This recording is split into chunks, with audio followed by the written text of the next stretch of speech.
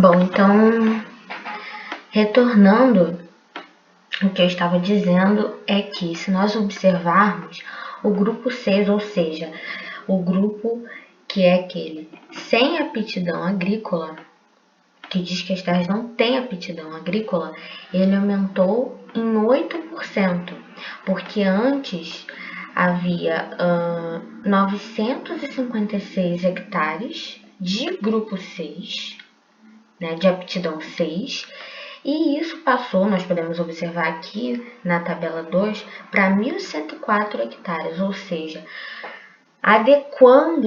fazendo a adequação do uso das terras com esses grupos de aptidão, nós percebemos um incremento, justamente por causa da lei referente às APPs. Isso é uma coisa interessante levantada aqui nesse trabalho. Bom, eu trouxe também esse outro trabalho que propõe uma readequação do sistema, do SAAT, né, pelo panorama da silvicultura no cenário brasileiro, ou seja, nós sabemos, como já foi apresentado, que o grupo 5 representa a aptidão para a silvicultura e para a pastagem natural, ou para a silvicultura ou para a pastagem natural, ou seja, para um ou outro ou para os dois. Este trabalho realizado na Universidade Federal Rural do Rio de Janeiro propõe uma readequação, ou seja, uma separação em que o grupo de silvicultura, a silvicultura ela ganha um destaque. Por isso o nome do trabalho é a avaliação da aptidão agrícola para o uso florestal. Então, como ficaria isso? A tabela com a diferenciação dos grupos iria até o grupo 9, ou seja, haveriam mais 3 grupos, grupos 7, 8 e 9, que seriam relativos a terras com aptidão para a silvicultura. O grupo 7, ele teria aptidão boa para a silvicultura em pelo menos um dos níveis de manejo. O grupo 8 teria aptidão regular para a silvicultura em pelo menos um dos níveis de manejo. E o grupo 9 teria aptidão restrita para a silvicultura em pelo menos um dos níveis de manejo A, B ou C. Ou seja, seria praticamente aquilo que já foi visto para lavouras, fazendo a diferenciação nos níveis de manejo, como está aqui. Grupo 1, 2 e 3, como eu já havia explicado anteriormente, 1, né, com aptidão boa para pelo menos um dos níveis, o 2 regular para pelo menos um dos níveis e o 3 restrita para pelo menos um dos níveis. Seguiria a mesma coisa para a silvicultura. E como a aplicabilidade dessa proposta tem esse quadro aqui com as principais classes de aptidão que foi realizado na Universidade Rural do Rio de Janeiro. Nós podemos perceber aqui que, por exemplo, o planossolo, a classe dos planossolos, teve uma aptidão, já pelo número, já posso identificar, né? Uma aptidão regular para os níveis de manejo A e B e restrita para o nível de manejo C. No podizólico vermelho amarelo, boa para o nível de manejo A e o nível de manejo B e restrita para o nível de manejo C. E para o gley, restrita para todos os níveis. Então, aqui nós temos uma exemplificação de aplicação nos perfis da universidade. Aqui eu trouxe outro trabalho que já envolve a aptidão e o manejo, no caso, o manejo de solos leves. Bom, primeiro, como esse artigo ele trata não só do potencial, como também do manejo, existe uma caracterização dos solos leves, então primeiro é necessário explicar o que são os solos leves. Os solos leves, eles nada mais são do que aqueles que possuem textura arenosa ou de areia franca, ou ainda franco-arenosa, até uma certa profundidade do perfil. Normalmente são representados pelos neossolos quartzo-arênicos, mas também podem ser representados por alguns latossolos e por alguns argissolos. Esse trabalho, que foi publicado pela PAB, ele reuniu 71 artigos de pesquisa ao longo do tempo que comprovam que esses solos, quando manejados corretamente, eles podem sim ter produtividades consideráveis. E o porquê disso? Porque, como diz aqui no início, né, no resumo, cerca de 8% do território brasileiro é ocupado por solos leves. E por uma pressão até mesmo antrópica, esses solos, eles vêm sendo utilizados. Um exemplo disso é a expansão da fronteira agrícola de Mato-Piba, onde há uma grande expressão de solos leves, né? E esses solos anteriormente eles eram destinados somente à floresta e também à pastagem, ou seja, como nós já vimos na discriminação dos grupos, né, dos grupos de aptidão, são grupos que exigem menos e justamente esses solos eles são frágeis, né? Então seriam usos mais adequados. Porém, aqui está destacado que com o manejo adequado, como por exemplo a adoção de SAFs, do plantio direto, esses solos, eles podem ter sim, eles podem propiciar um aumento da produtividade, por que não? Eles não precisam ficar restritos somente ao uso para pastagem e para florestas. Aqui tem uma tabela que representa os ambientes de ocorrência de solos leves no Brasil. Eu trouxe como destaque aqui a região da Campanha, do Rio Grande do Sul, justamente porque eu vou apresentar um exemplo em seguida. E nesse artigo também, os autores trouxeram um exemplo de produção de soja e de milho no Mato Grosso, onde foi obtida uma elevada produtividade, obviamente, quando não ocorreu estiagem, né, veranico, e quando não teve a ocorrência de nematóides. Pegando esse gancho dos nematóides, eu também trouxe um outro trabalho que vai ser apresentado em seguida. Então, destaquei aqui.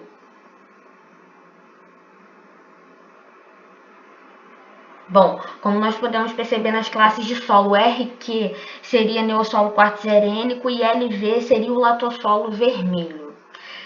O manejo que foi utilizado, que propiciou essas produtividades, essas boas produtividades nos neossolos, foi de integração lavoura-pecuária, um plantio direto, e no latossolo vermelho foi utilizado o plantio direto, porém é necessário aqui destacar uma coisa. O plantio direto aqui ele ocorreu sem a utilização de uma de suas premissas, que seria a rotação de culturas. Porém, mesmo assim, houve elevada produtividade, como já foi dito. Bom, aqui nós temos duas imagens que são de solos da Campanha Gaúcha.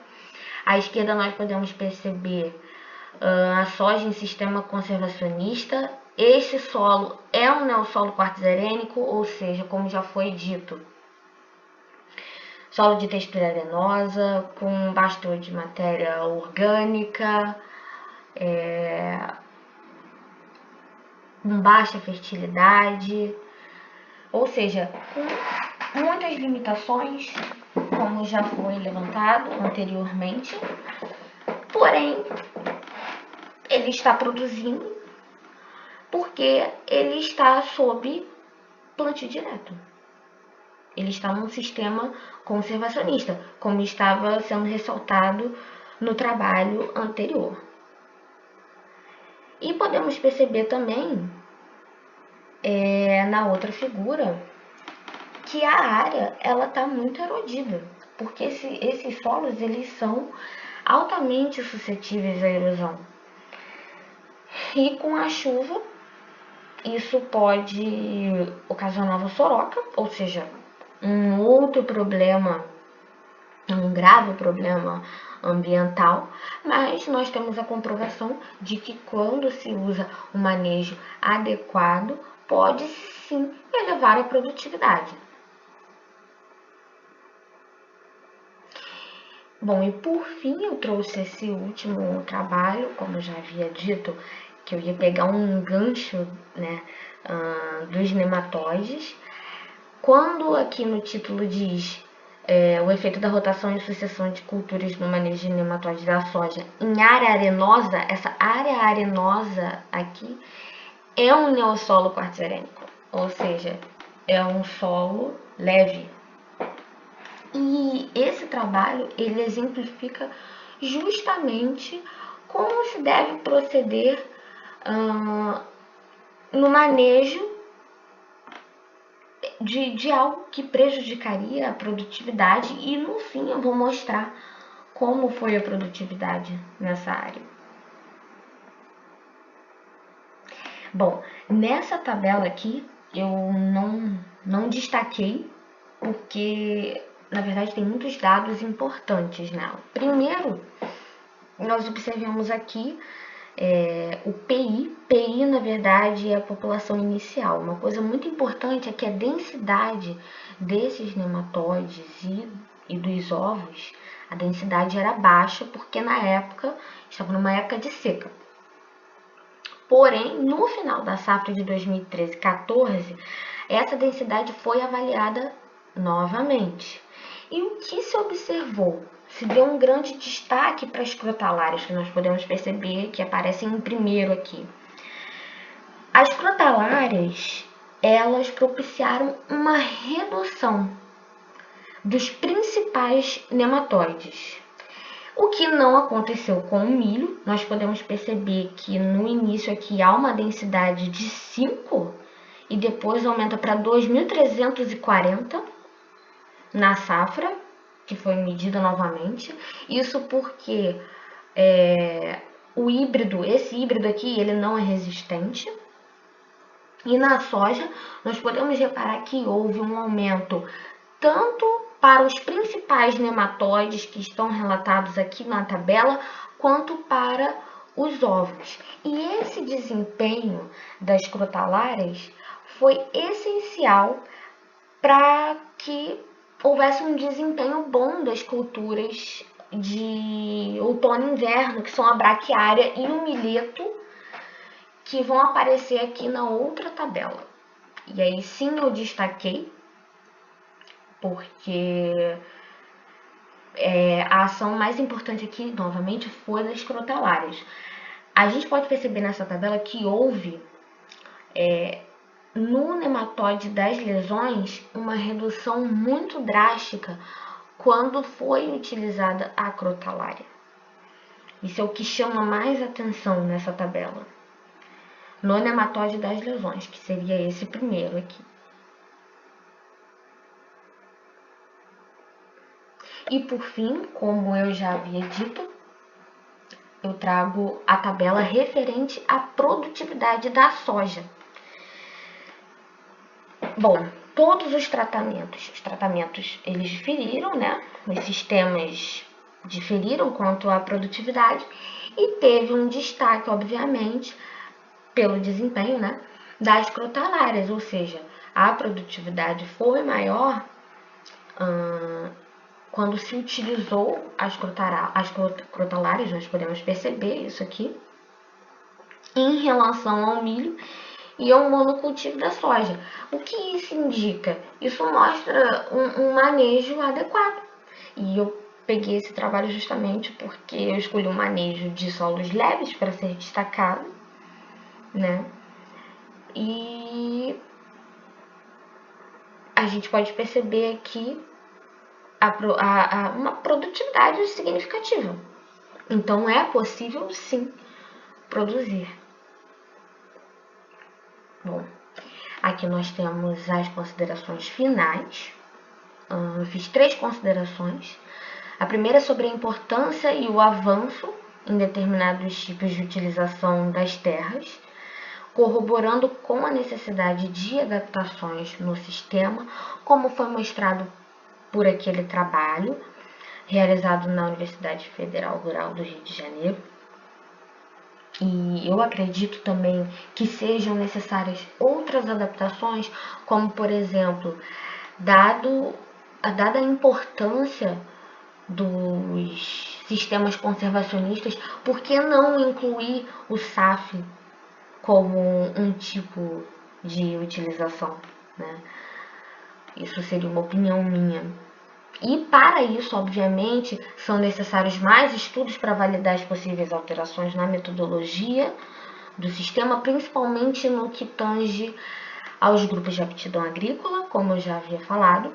Em relação ao manejo, a gente pode afirmar que o emprego de práticas conservacionistas no manejo dos solos, especialmente naqueles que são conhecidos como solos leves, que foi o que eu quis ressaltar nessa apresentação, é essencial para otimizar o uso agrícola, bem como a sua capacidade produtiva sem que haja degradação.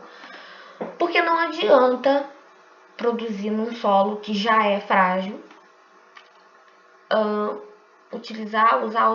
usar e não utilizar uma prática conservacionista, porque degradando o solo a longo prazo, obviamente, será muito pior e não vai poder utilizá-lo de vez. Então, há um destaque aqui para as práticas conservacionistas, ainda mais nesses solos frágeis. Bom, aqui são as referências que eu utilizei e o meu muito obrigada a todos.